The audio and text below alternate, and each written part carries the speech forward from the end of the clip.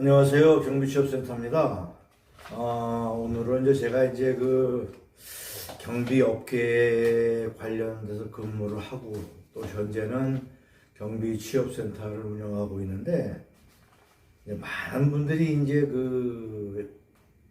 퇴직을 하시는 분들이 많아서 그 퇴직 사유에 대해서 한번 이렇게 좀 얘기를 한번 해보려고 그래요. 그래서 가장 많은 문제가 퇴직하는 이유 중에 어느 것이 있는지를 한번 몇 가지를 골라봤는데요. 첫 번째로는 입사하시자마자 본의 아니게 갑작스러운 집안 문제로 어느 분이 세상을 떠나신다든가 이런 것 때문에 의외로 일찍 퇴사하시는 분들이 많고, 또 갑자기 본인이 입사할 때 건강진단을 받는데, 건강진단을 받는 과정에서 생각지도 않은 건강에 문제가 발견이 돼서 그만두는 분들이 또 의외로 많으세요. 그래서 그런 분들이 며칠 일도 못 하시고 그만두는 분들을 많이 봤고, 두 번째로 가장 많이 퇴사하시는 분 중에 하나가, 들어갈 때 얘기 들은 거하고 막상 근로계약서 쓰다 보니까 급여가 틀린 거예요. 그래서 250만 원이라고 들어갔는데 들어가 보니까 230만 원이라 그러고, 이런 경우가 많아서 이제 기분 나쁘다고 그만두시는 분이 두 번째로 많은데, 이 경비원 급여는 항상 저희가 얘기를 할 때는 세액 전 금액을 말씀을 드려요. 그럼 여러분은 4대 보험 또는 5대 보험을 띄고 그런 급여가 얼마냐 물어보는데, 그거는 알 수가 없어요. 저희가 왜 알 수가 없냐 그러면, 각자 재산 상태에 따라서 또 이게 또 보험료가 약간씩 틀려서 그걸 알 수가 없고, 통상 급여가 얼마입니다 그러는 금액은 4대 보험 또는 5대 보험을 띄기 전에 이제 급여를 말씀드리는 거고요. 또 하나는 좀 특이하게 이런 경우가 있어요. 경비에서 직원분들이나 이런 반장들이 그냥 봉급을 조금 많이 불러요. 봉급을 적게 부르면 안 올 것 같아서 그랬는지, 만약에 235만 원이다 그러면 양 250만 원 돼요 이래고, 그래서 제가 그렇게 말하는 이유를 저도 모르겠는데, 봉급은 정확하게 말씀을 해줘야 되거든요. 당신이 세후에 얼마인지는 모르지만 세전에 얼마입니다. 그래서 그게 이제 근로계약서상에 서로 메모를 하게 돼 있어요. 급여를. 그래서 그 급여를 정확하게 불러줘야 되는데, 그게 이 채용인의 입장 측에서 좀 허술하게 말을 해서 막상 들어가서 몇만 원 차이도 아니고 10만 원, 20만 원 차이면은 서로 그것 때문에 기분 문제겠죠. 이거는 돈이 필요하지 않으신 분이라고 쳐도, 들어갈 때 말한 금액하고 들어가서 근로계약서 쓰다 보니까 이제 급여가 틀려서 그만두는 분이 의외로 많으세요, 이게. 그래서 이런 기에서 나오는 분들도 많고, 또 세 번째로는 좀 경비를 어떻게 생각하시는지 모르지만, 분리수거를 한다던가 어딘지 음식물통을 세척하는 데가 있는데, 그런 데 가면은 난 이런 거 못하겠다고 나오시는 분이 있어요. 그런데 그분은 이제 경비를 어떻게 생각을 하셨는지 모르겠는데, 그냥 깨끗하게 경비복 입고 앉아서 아마 그냥 순찰이나 돌고 이러는 걸로, 그러니까 이분은 내가 볼 때는 정확히 좀 마음의 준비가 덜 되신 분 같은 분들이 그냥 경솔하게 취업을 했다가 막상 현실에 들어가 보니까 그게 아니니까 나오는 분들이 한 세 번째로 많고요. 또 이제 네 번째로 많은 분들은 뭐냐 그러면은 막상 들어가는데 특정 주민하고 불화가 생기는 경우가 있어요. 그래서 내가 볼 땐 누가 잘못이라고 할 수는 없는데, 특정 주민하고 이게 계속 그냥 말싸움을 하고 이러시다가 이제 기분 나쁘다고 나오는 분도 있고,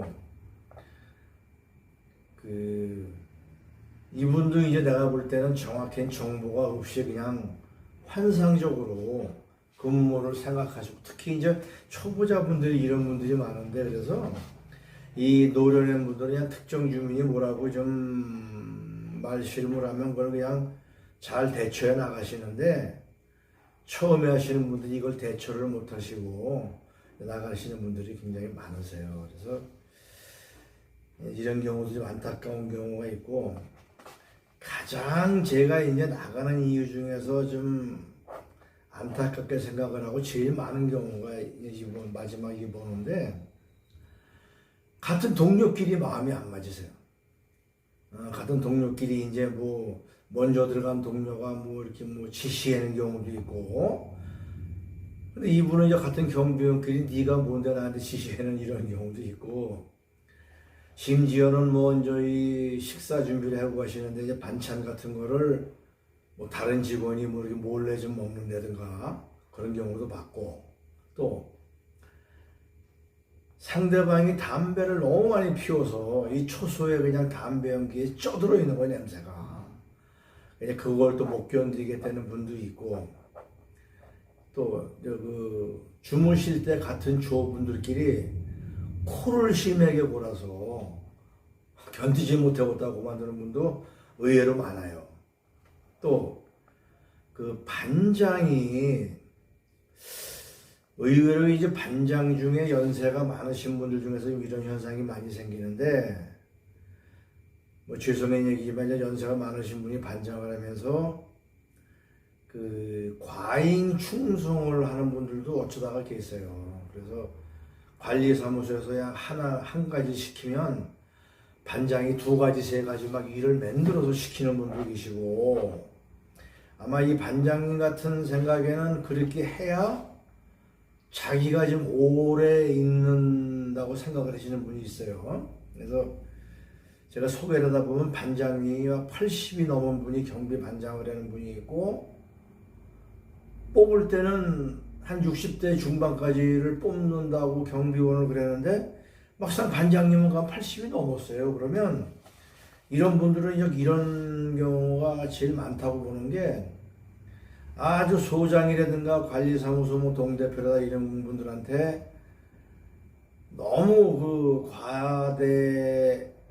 그냥 과대망상적으로 그 일을 충성적으로 하시는 분들이 계세요. 그러면 결론은 경비원들이 그 고단하죠. 그래서 그게 싫어서 이제 그만두는 분도 있어서, 이 경비에다 그만두는 분들이 보면은 아주 구구각색인데, 제가 볼 때 이게 어떤 정답은 없는 것 같아요. 그래서 예를 들어서 코를 뭐 심하게 곤다고 하는 경우는 저도 이해가 가면, 어떤 분은 또 슬그머니 양 자기 초소에 이렇게 침구를 간단하게 장만을 해서 휴게실에서 주무시질 않고 이제 이렇게 좀 장소를 피해서 주무시는 분들도 있고, 그래서 그때 좀 현명하게 그 처리를 하시는 게 제일 좋은 방법 같고요.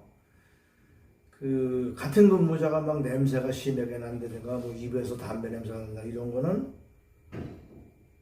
내가 싫은데 그거 대책은 없는 것 같아요. 그래서 제가 이렇게 여러 가지 좀 퇴직하는 이유를 나열해 봤는데, 본인이 현명하게 생각을 해서 싫으면 싸우시지 말고 나오시는 게 제일 좋은 방법 같아서 오래간만에 한번 경비하시는 분들 퇴직 사유를 한번 나열해 봤는데요. 그 현장에 맞춰서 이렇게 좀 이해를 하시면서 근무하시는 게 제일 오래된 방법인 것 같고요. 경비 들어가시는 분들이 이제 이런 말씀을 하세요. 나는 그냥 오래 근무하는데 좀 넣어주세요 그랬는데, 아까 말씀드린 이런저런 이유가 사실은 수백 가지가 넘어요. 그래서 오래 근무한다는 거는 없습니다. 그래서 특이하게 오래 근무하는 분들을 보면은 본인이 거기에 맞춰서 그냥 적응을 잘 하시는 분이죠.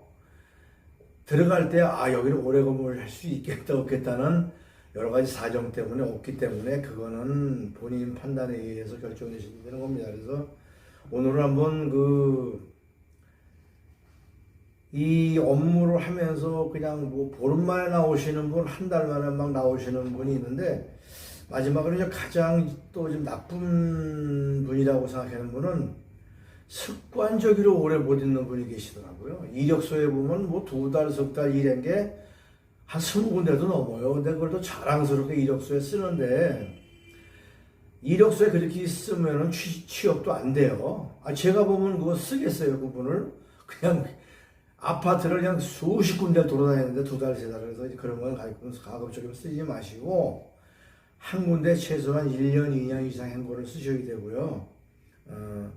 장기 근무는 본인이 마음 먹기에 따라서 장기 근무가 가능한 거기 때문에, 그거는 그렇게 생각하고 근무하시면 되겠습니다. 오늘은 이것으로 마치겠습니다. 안녕히 계세요.